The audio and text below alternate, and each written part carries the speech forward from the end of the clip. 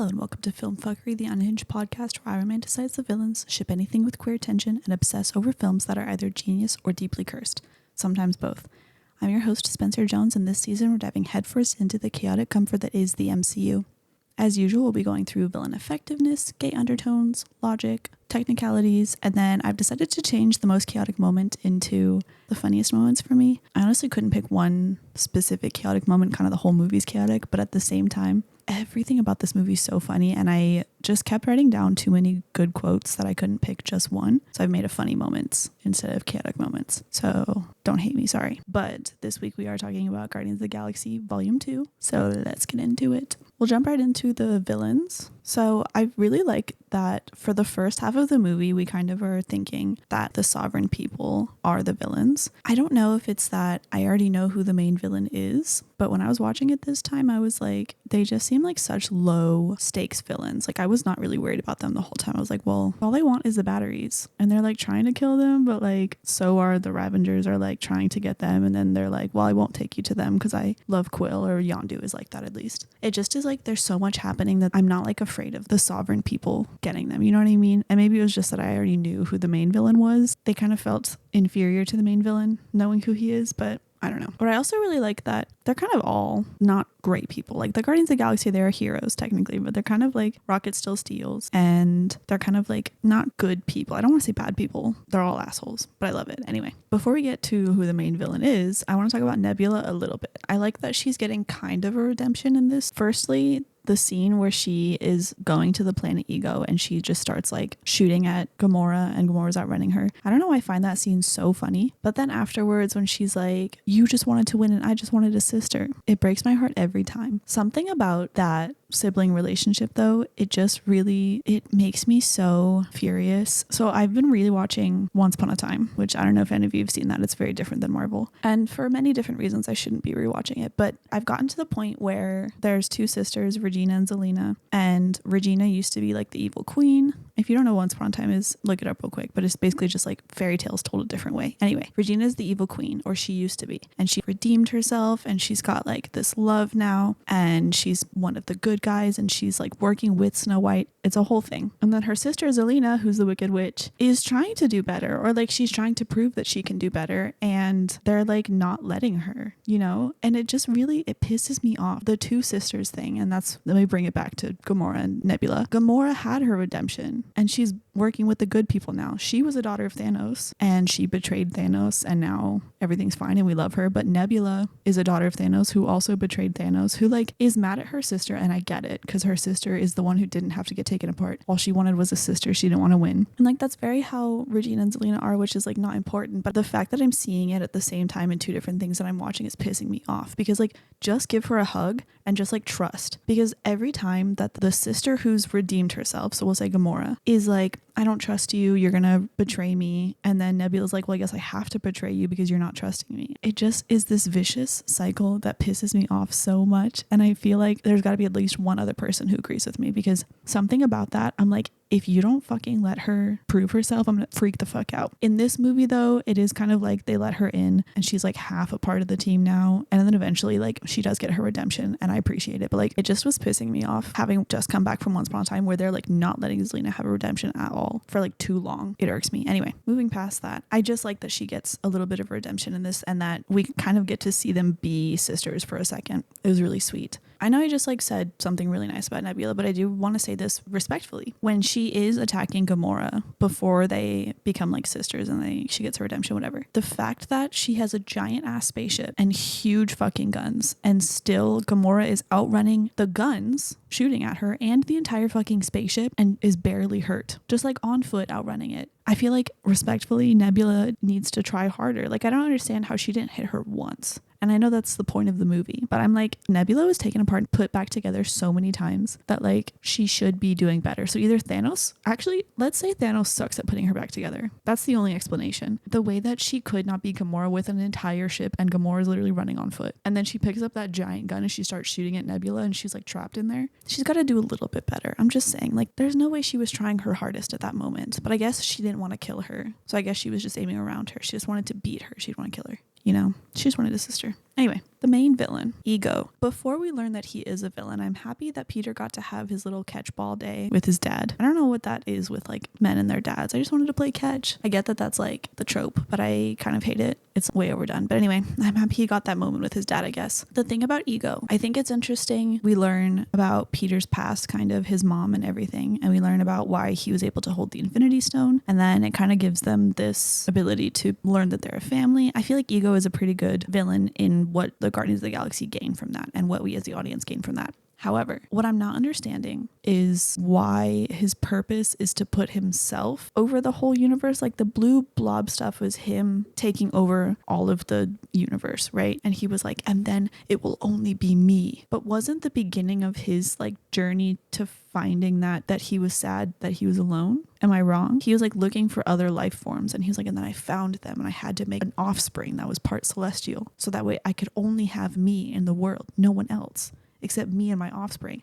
I just feel like that's so lonely. I just feel like he didn't think it all the way through in the fact that it kills everyone when he does that. Like it's just him forever, and then what? And then what after that? If you're a celestial and you've taken over the entire universe, you're now living forever by yourself, just like you and your offspring. I just feel like he didn't think it that far ahead. I think that's kind of silly. Speaking of thinking that far ahead though, and I don't know if this was on purpose or if this is just like me being a psychology major, years and years and years ago, probably in like high school, I learned about the id, the ego, and the superego, which is Freud's personality something. I didn't pay a lot of attention in high school, but you first develop the id, and then you develop the ego, and then you develop the superego, and they all mean different things. So the id is like you only care about your desires, and then the ego is like you're being rational about those desires and like what they mean, and then the superego does something else I can't remember. Anyway, his name being Ego, I found it very interesting because the ego is like the rational decision making part of the personality, and I don't feel like that's him. I feel like he's very id, and he's very like, what I want is to conquer the universe, so I'll do it. That is a desire that I have, and I think of no consequences. I'm only going to just do that. He didn't think about the fact that he'd be alone afterwards. He didn't think about the fact that everybody dies. He didn't think about the fact that he killed all of his children just because they weren't celestials. That is really interesting. He's not giving rational. He's giving, I want to do whatever I want to do. Very id instead of ego. I'd be remiss if I didn't talk about probably one of the toughest lines in all of the MCU, when Peter is like, but what about my mom? You didn't go back for her. Ego is like, it broke my heart to put that tumor in her head. Oh my God. Every time I watch that, goosebumps. And the way that Peter is immediately taken out of the whatever, the stars in his eyes, I don't know what to call that, the delivery of the line, the meaning of it, the reveal of like he's the bad guy, it just is all perfectly wrapped up into this one line, just driving it home. And that's crazy. If he had not said that, I don't think Quill would have freaked out the way that he did. But I do so love that Quill freaked out that way, because that's his mom. Going back to in Civil War, when Tony was like, you killed my mother, don't care about my dad dying, but you killed my mother, and Quill shooting the shit out of Ego, being like, you killed my mother. It's just so real, and it's just like chef's kiss. The whole scene gives me goosebumps, and I'm like, I don't give a fuck. If you hurt my mom, I will kill you. Like, that's just how it is. And I really appreciate seeing that on the screen. It just is very personal, and it's relatable, I think. I don't know, as a person who like, I really fucking love my mom, I will kill for her, probably is the point. And I really love the feeling of these men being like, that's my mother, how dare you, and they go like fucking crazy, because same. Anyway, I don't know how to top that line. Like, Ego ate with that line. I don't really love him as a villain, but like that scene is just so good. Goosebumps every time. But anyway, moving on to the gay undertones. Again, this movie doesn't really have too many. It's a very family-oriented movie, and it's very based on like Quill and Gamora. However, I want to state again that Kraglin is so in love with Yondu. He's a ride or die for him. He was defending him against the entire crew. And like, there were other people that are on Yondu's side that got blasted out of the ship. That was crazy, first of all. But he just is such a ride or die for Yondu. He lets him out and he helps him, and he's so happy when Yondu finally gets the burial that he deserves, the Ravager burial or whatever. It just is so sweet. Like, he loves Yondu so much, and I'm really sad that he got his love taken away from him. It's just really unfortunate. This is not really gay undertones, but this is my personal tiny little ship. Gamora and Mantis, I think, would be so cute together. And if you are disagreeing with me now, just like sit and think about it for a second. Just imagine Quill is out of the picture. He's not dead. He just is like somewhere else. And Mantis and Gamora are getting close. They're like chatting together, and Mantis helps Gamora like break down her walls and get in touch with her emotions, you know? I don't know. I just think it's really cute. I think it's really sweet. Just sit and think about it for a second. But also, like, there's little parts, and I think it's just Gamora being a kind person, but she's not really a kind person to other people. And y'all know that I really love a person who is an asshole except for to specific people, hence me shipping Tony Stark with like literally anyone that he looks at. But when Drax is like talking to Mantis and she is telling Gamora, I just discovered I'm ugly, and Gamora's like, you're not ugly. And that was like an important thing for her to say. And I think that if you don't care about someone, I would just like leave that. If I didn't care about Mantis and she was like kind of pissed at Mantis low-key, she made it a point to be like, you're not ugly. But Mantis seemed so unbothered by learning that she was ugly. Like, what does that even mean if you think about it? So I think that was really cute. And then when Mantis was unconscious, Gamora was very tenderly stroking her face and making sure she was okay and taking care of her on the ship before she went to go and get Peter, and then Rocket like tased her. But I just think that they could be really cute together if Quill was out of the picture. Speaking of Quill though, I will say I do love Gamora and Quill together. I do ship them. That's why I say he's out of the picture. But I just want to point out the specific scene where Mantis is like showing everybody her powers, and she's like, Quill, you love somebody, you love Gamora. And then she's like, Drax, this is so funny. I've never felt such humor in my life, because he's laughing at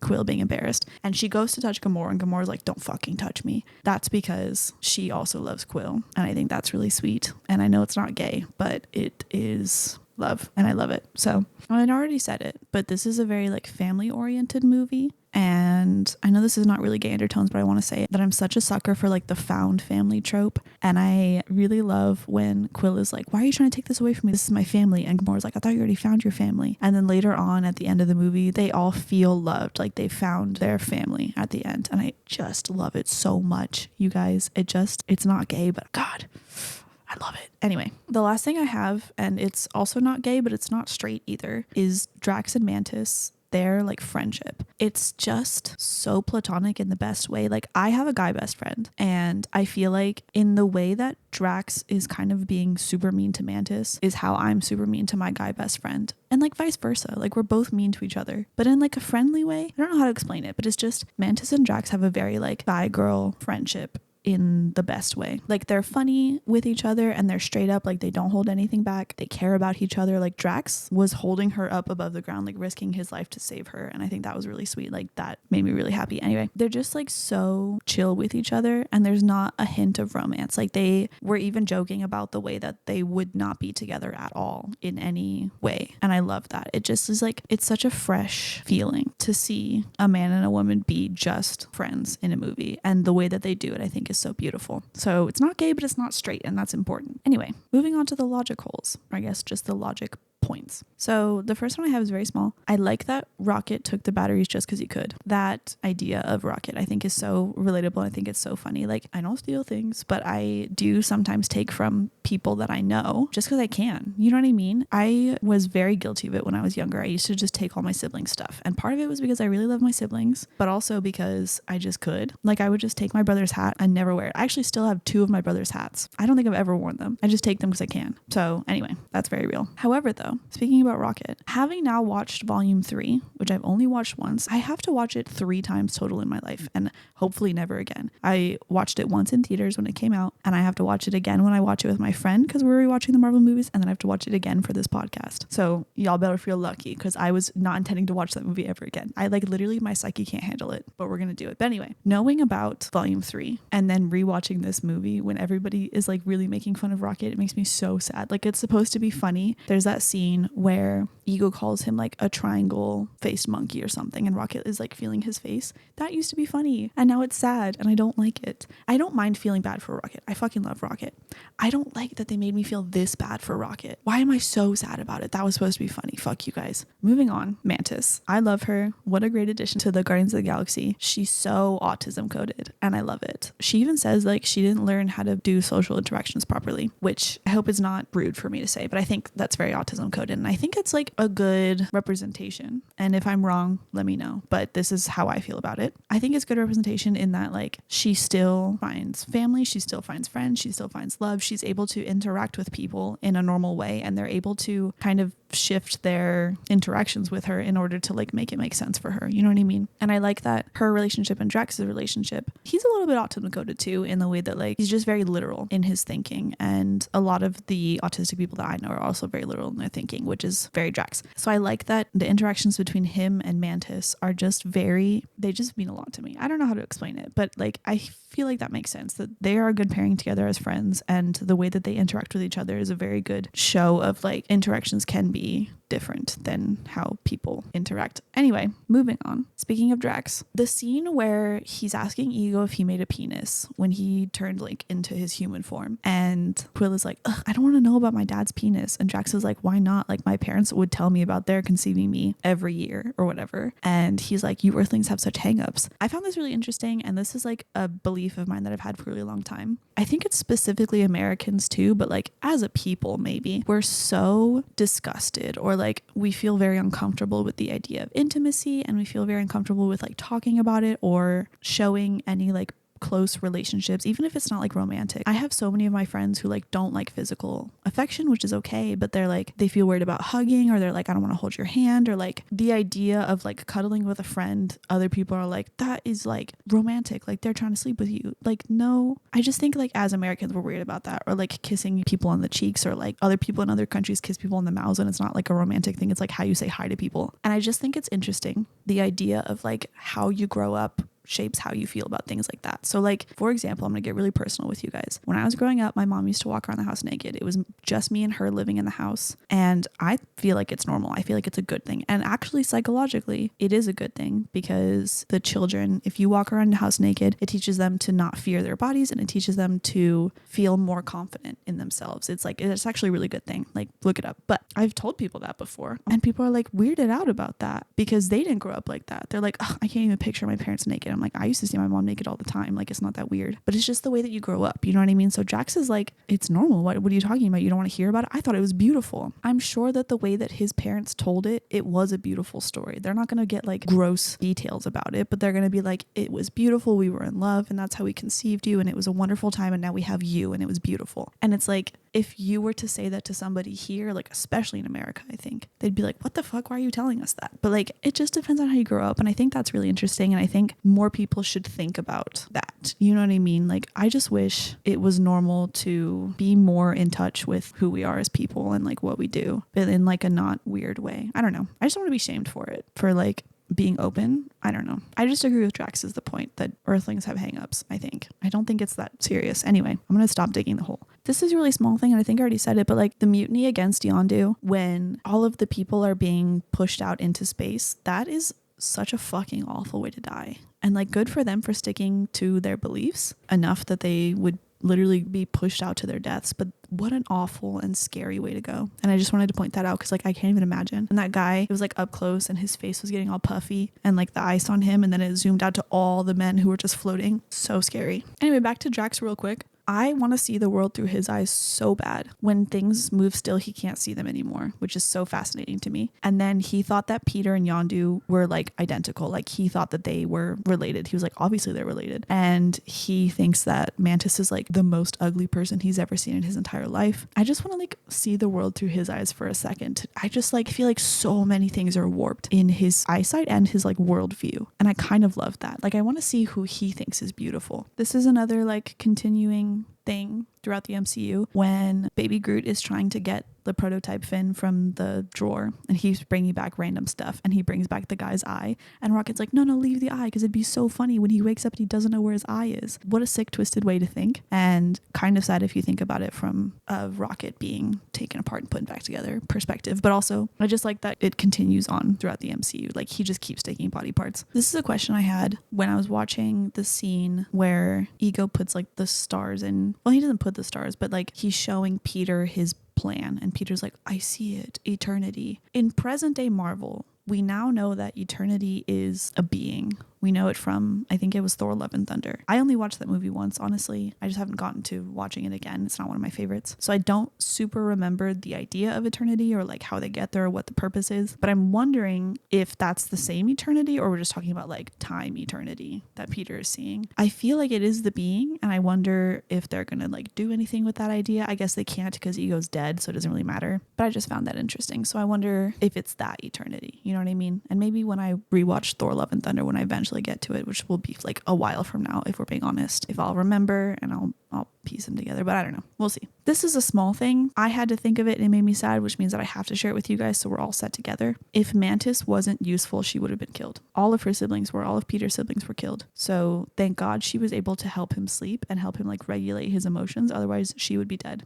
And that's such a sad thing. And I know she knows that, but it made me really sad. So now I had to share with you guys. And speaking of people dying, the blue blobs that are on all of the worlds that Ego went to, so many people died under that, like so many. And I feel like we just kind of glazed over that in the movie. They didn't really like make it that sad. It was just like people being trampled by this blue thing. And then also, who the fuck cleans that up? And how do you clean that up? This giant blue blob, like that Dairy Queen on Earth, gone forever. That blue blob is probably still there. People died. That's really sad. And then what, homes are taken over? Like where does that blue blob go? You guys, I don't know. Okay.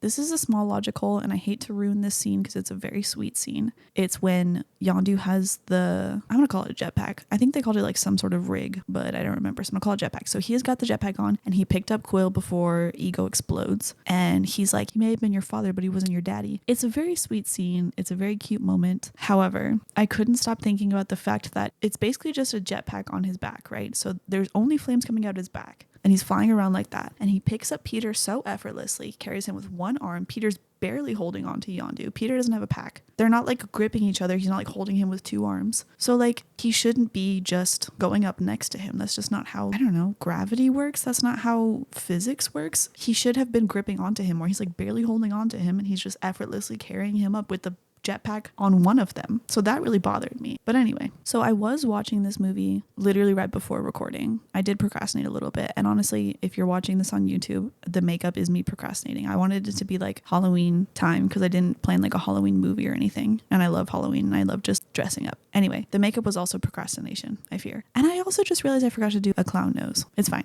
For those of you listening on Spotify, I'll post it on Instagram so you can see. But what was I saying? I was procrastinating. I just watched this movie like right before I sat down to film, before I put my makeup on. And I was like at the point of tears, which is not very often for me. I don't cry a whole lot during most movies, but I was almost about to cry. And I don't know why, I've seen this movie so many times, but the scene where they're like, where's Quill? And Gamora is like, I'm not going to leave Quill. And then Drax is like, where is he? Quill. That made me so emotional. I was like on the verge of tears for that. And then after that, when Yondu is like sacrificing his life for Quill and Quill is like screaming in his face, he's like, no, and he's trying to like rip the thing off to save Yondu. Oh my god, like I'm almost gonna cry thinking about it, you guys. I don't cry often, so I don't know what's happening with me. I've seen this movie before and I've never cried for it, but like I don't know, that was really sweet. And then Yondu got his like Ravager burial, and that was so sweet, and I'm so happy for him. And I am gonna make it sadder for just a second, because if I had to have this thought, I have to share it with you guys again. Yondu doesn't know that he redeemed himself. He doesn't know that he got the Ravager burial. If you really think about it though, don't talk to me. I can't do this. Anyway, something else to lighten the mood. Nebula and Gamora. I do like that they got their awkward sister hug towards the end. It made me really happy. There are some characters where I'm like, god damn it, just hug them. Sometimes they just need a hug. And that is Nebula. And I'm so glad that she actually got a hug. They are sisters now. And it doesn't repair all of the damage, but I do like that they got to do that. And I like that Gamora talked about how she was also a child and it wasn't her fault. And she's sorry that Nebula had to go through all of that, but if you really think about it, they are both children in an abusive household trying to survive, and they did it in two different ways. It just really sucked for both of them, and Nebula was seeing it as Gamora's fault for wanting to win, but Gamora was also just trying to survive in this like awful abusive home. So I like that they pointed that out, and I like that they finally got their awkward sister hug, and I think it was really sweet. They both needed that bad, so I'm glad they got it. At the end of the movie, I think I already said it, but I really do like that it just is such a good close to the Guardians of the Galaxy. I feel they all feel loved. Like Rocket feels okay about himself. He's like, even though I was an asshole to you guys still love me. And Peter's like, of course. And Gamora's like, it's just this unspoken thing. And Drax is like, Mantis, you are beautiful on the inside. And Groot is wanting Drax to hold him so he can sleep. It's just, they're all a found family and they love each other and they all feel loved. And it was just so beautiful. And then Guardians of the Galaxy Volume 3, they fucked it up. They fucked it up bad, and I can't talk about it anymore. But before I move on, I do just want to say that I'm very excited that Peter got his little iPod that he can listen to his 300 songs on. Because can you imagine only having like, I don't know how many songs go on a cassette tape. I fear I'm too young for that. My note doesn't look it, but I want to say like maybe 20 songs, like 10 per cassette. So maybe 20 songs. And that's sad. Can you imagine 20 songs the rest of your life? Like I could do it. And they're good songs. All of them are bangers. However, 300 is much better. So anyway, speaking of the songs though, I am going to move into the technicalities. The song Brandy, I think it's called like Brandy, You're a Fine Girl or something like that. I love that song so much. It's one of my feel-good songs, you know. I love to listen to it when it rains. I'm like, yes, what a good day. On the very rare occasion that it does actually rain here. But all of the songs are bangers though, as usual. The Guardians of the Galaxy really, they just like every single one. They just like don't ever let you stop understanding that they're bangers. And I know bangers. Anyway, yes. So this one's actually also very good. I'm so obsessed with one of the opening scenes where they're fighting that big like beast in front of the batteries to like save the batteries or whatever. It's them fighting in the background, but it's just little Groot dancing to the song. I just am like so obsessed with it. And then it also shows when he's dancing and Drax looks at him, he stops. I love their relationship with like that idea. It's so wholesome the way that he's just like dancing around and he's like trying to capture the bug and then he's fighting that little like rat looking slimy thing. I don't know what they're called. And I love all of their interactions, the way they all jump in to like try to protect Groot and be like, Groot, stay safe. And Gamora's like, hi. And then Rocket's like, don't eat that. It's just so sweet.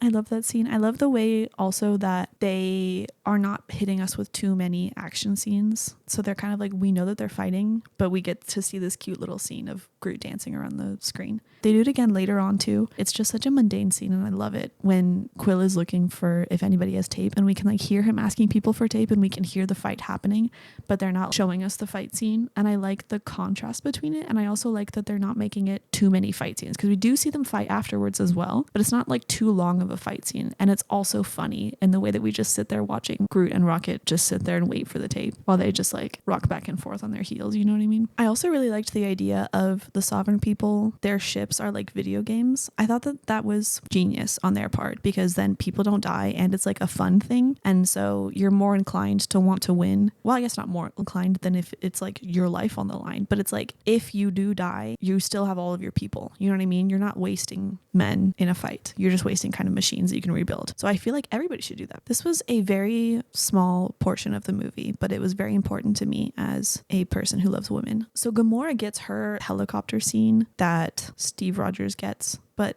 the difference is that hers zooms in on her face. We don't even get to see her muscles, man. It's not fair. I know that Zoe's got like amazing muscles as Gamora. You can see them when she's fighting people. I'm sorry. I forgot to explain the scene. It's the scene where she's trying to hold Drax to the ship while they're crashing. She's like holding his rope and she's holding the ship. We don't get to see her muscles.